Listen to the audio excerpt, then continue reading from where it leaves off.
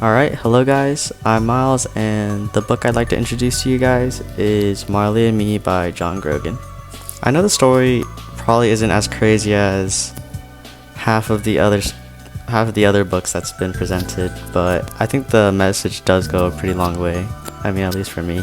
What I'm trying to say is this book is probably a lot more chill compared to everybody else's books, to be honest. Alright, so here's my book.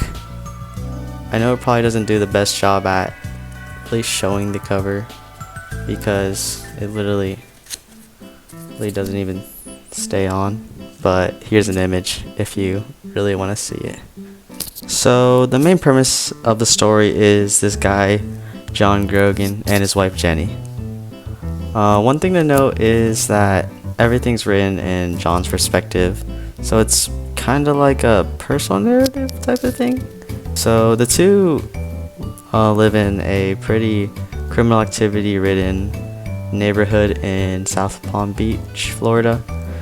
Probably in the early 1990s, 2000s. In the beginning nothing too crazy happens, but we are introduced to just the two and I guess the beginning of their marriage. And of course that means they're expected to have kids. I mean, they were kind of pressured into buying a house with an extra room, and they kind of promised their parents the whole 9 yards. So, but of course the two just aren't really ready. So John pulls a classic move, and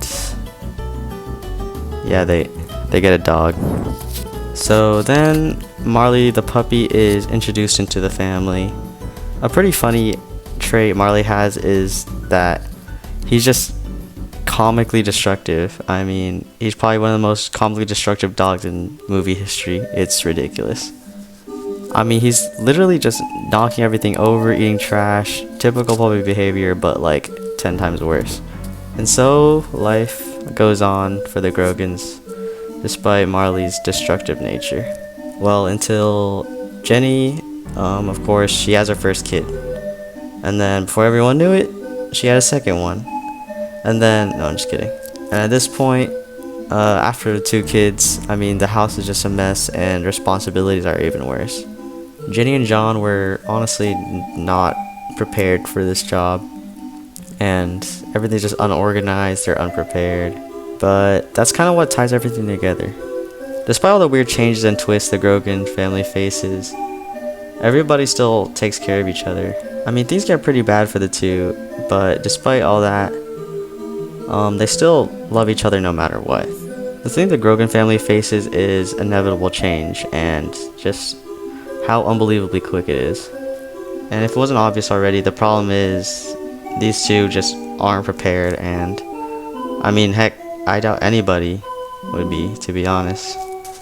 Another note, if it wasn't obvious already, everything's written in a nice chronological order. I mean, it's an early 2000s movie about a family and their dog, so of course it is. This helps highlight the idea that as time goes on, the family grows stronger in a sense. So, what's the big idea? Well, despite everything, the Grogans still love each other, even after everything. They were forced to move houses, and honestly just grow with a super chaotic and destructive dog. I would 100% recommend this book to anyone who likes stories, like chill stories about families and with a big message, and of course dogs. I mean, let's be honest, the only reason I chose this book was because there was a dog on the cover. This guy!